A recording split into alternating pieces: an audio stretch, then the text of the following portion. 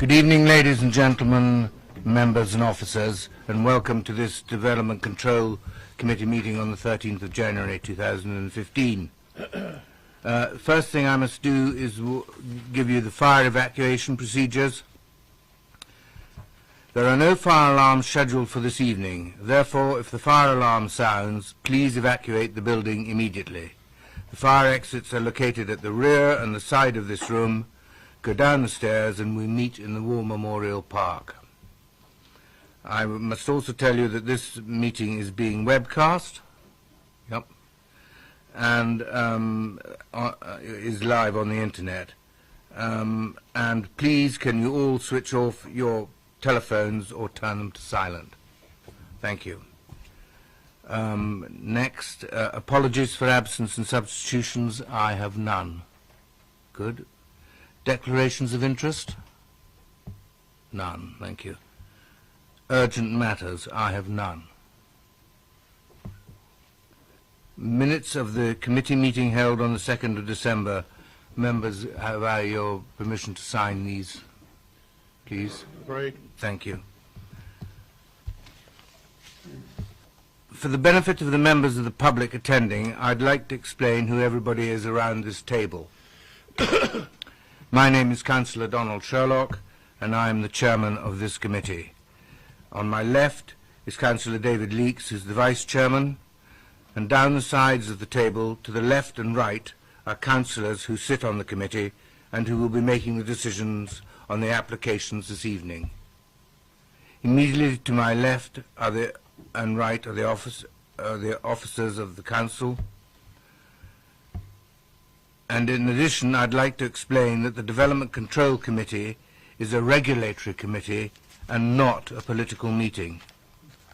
The committee will be looking at the evidence brought before us tonight and will make a decision based on planning reasons. We are guided by national and local guidance and policy. Now, I understand that planning can be emotive, and I ask that everyone remains polite and professional throughout the evening, and that there's no interjections, barracking, cheering or booing. May I also ask all speakers, including visiting members, to speak clearly and to return to their seats once their presentation is complete. No further dialogue between members of the committee and speakers will be permitted once questioning has finished. May I also ask all committee members to avoid repetition, and I ask members to keep any comments on each item to a maximum of 4 minutes. Thank you. We will now move on to item number 8, Rose Cottage, Summerdown Lane, Hannington. And to speak, I have Mr. Opperman, Mr. Matthews, and Councillor Osselton. And it's Peter Tanner will introduce it first. Thank you, Chairman. The application is for the erection of a 2-bedroom dwelling with garages and store on land adjacent to Rose Cottage using the existing access. The application is recommended for approval as per the main agenda paper. I would bring members' attention to the update paper, which provides some comments from Hannington Parish Council, additional advice relating to number of letters of objection that have been received, as well as a comment with regard to Section 106 agreement and contributions. The update also includes conditions, slightly amended wordage to the conditions, as well as notes from the viewing panel. Thank you. Thank you very much. Mr. Opperman.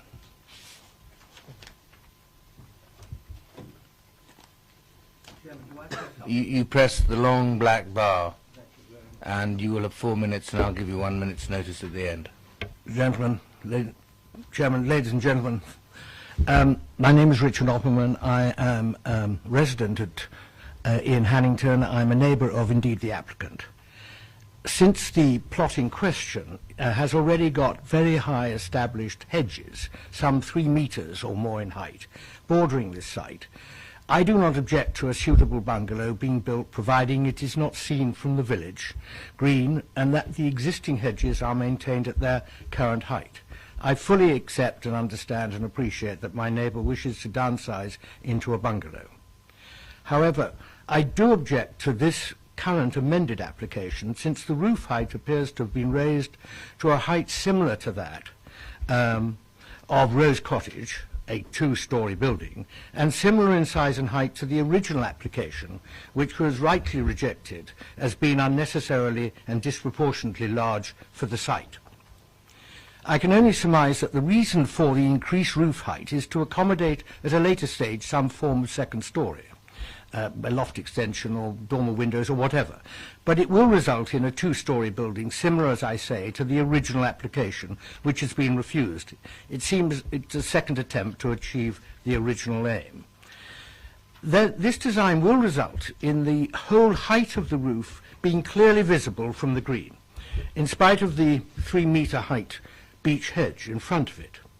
However, what is worse is that it is intended to reduce the height of half of the length of this beech hedge from 3 metres to 1.8 metres, which will, of course, substantially show more of the building when looking from the green.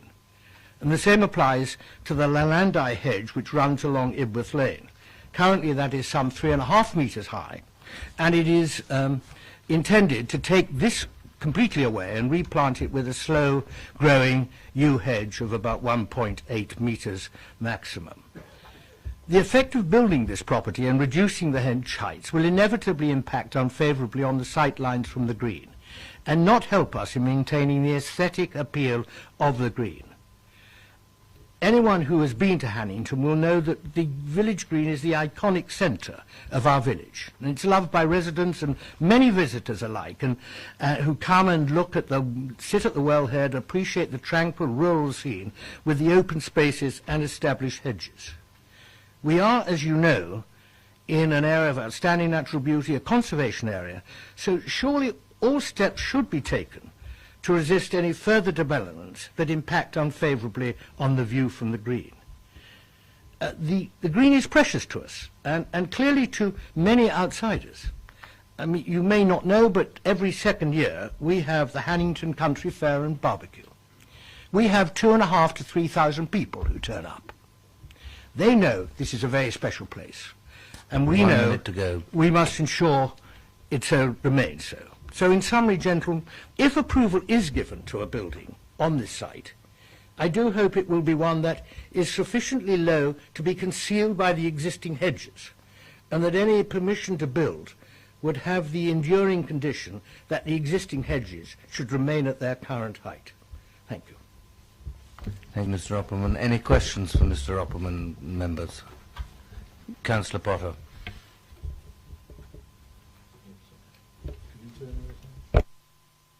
Thank you. Good evening. I genuinely just wanted to understand, and we've got a summary of the objections that have been received, some of which I think are probably comments that you've just made a minute ago, but one of them is this objection about the roofline being seen over the hedge, which is described as detracting from the green and countryside impression of Hannington Village Green. I just want to understand what that means in terms of what you see as a detraction. If you're stood on the green or sat on the green and you see a roof line of some variable height, obviously over the hedge, how does that detract from the green itself and the countryside impression of that Hannington Village Green?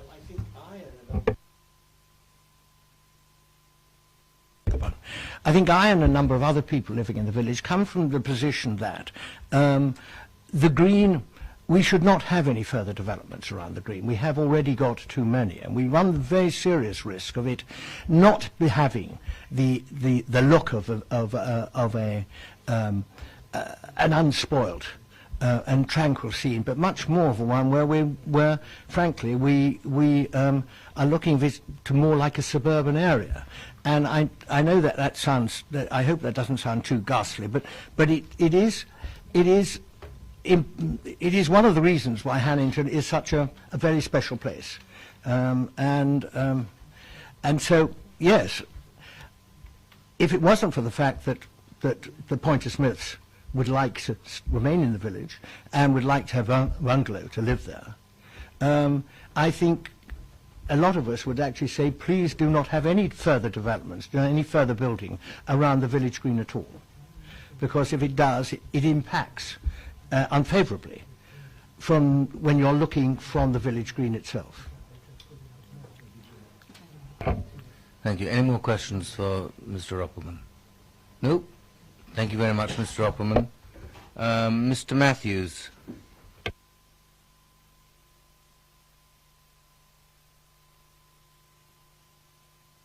You will have 4 minutes, Mr. Matthews, and I'll give you a minute's... Thank you. Before I end. speak, Chairman, I must say that your committee have been looking at a plan which was the previous application which was refused. So you've been given an impression of a building that is not part of this application. I would now like my 4 minutes. The plan that is up on the screen now is the correct plan. Good. It Thank was you a very much refused for that. plan. I will start, thank you. I am the agent Peter Matthews of Interspace Design, and thank you for allowing me to speak at this meeting. This application is brought to your committee with a recommendation of approval from your planning officer. The officer's reasons for approval are as page 1 of the report, items 1 to 7, in that the proposal respects the character of its surroundings, is of an appropriate design, would not increase the risk of flooding, accords with the National Planning Policy Framework, preserves the landscape and scenic quality of the area, would not cause an adverse impact on highway safety, preserves the special character and appearance of the conservation area, and finally, would conserve biodiversity and nature conservation interests. The proposal was discussed and resolved with both planning and conservation officers and was amended to reflect the style of Rose Cottage to introduce a barn hip roof, window arch elements and an open style porch while still retaining subservience to Rose Cottage.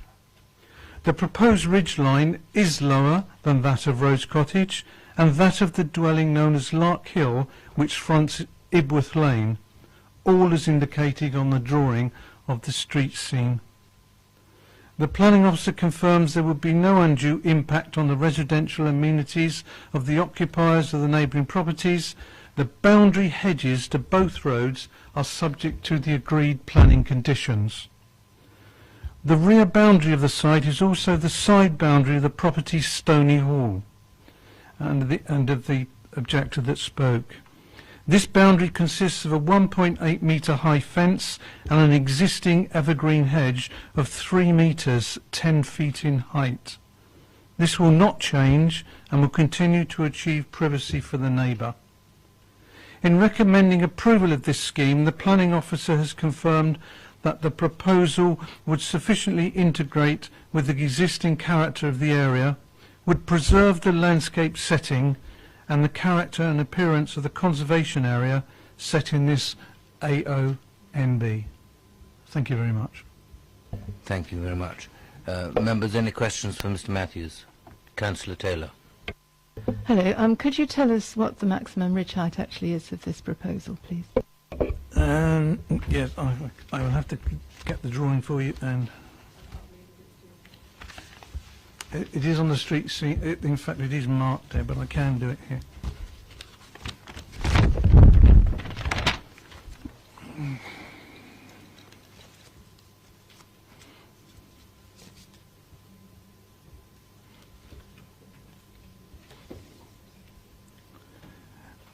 It has a ridge height from ground of about 6.2 metres. The ridge height of Rose Cottage from ground level is about 6.9 metres. So the ridge heights are, the difference is about 700 millimetres. The difference in the next property to Lark Hill, the ridge height of that property is in fact 8.5 metres. So as you go around the green, the properties I haven't talked about are the newer properties that you approved and were granted, and since then large extensions have been added to them. The ridge heights on those are probably 7.5 to 8 metres, and they front the green without any high hedging at all. Any other questions, members? Councillor Tucker.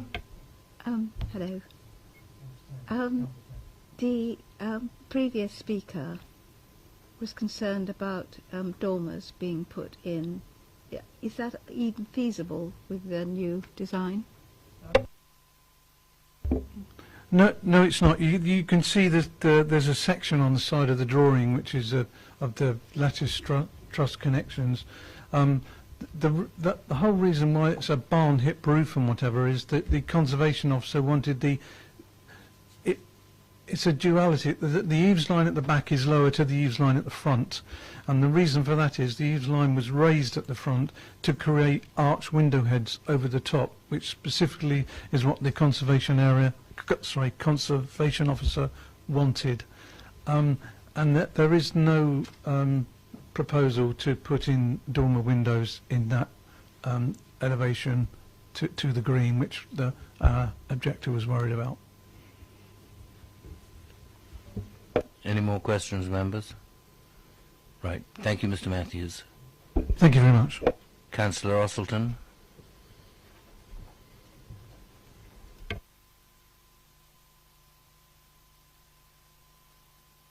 Thank you. I have very little to say other than I'm in full support of this application in conjunction with the Parish Council, and the second application that has been put in for next door to Rose Cottage is far superior to that was put in before. Thank you. Thank you, Councillor Osselton. Questions? No questions. We move to questions to officers. Any questions for officers? No? Right. Debate? Happy to move it. Councillor Leeds. I'll say I'm happy to move it, Chairman. Thank you. Councillor Bowyer. I'll second that, Chairman. Thank you.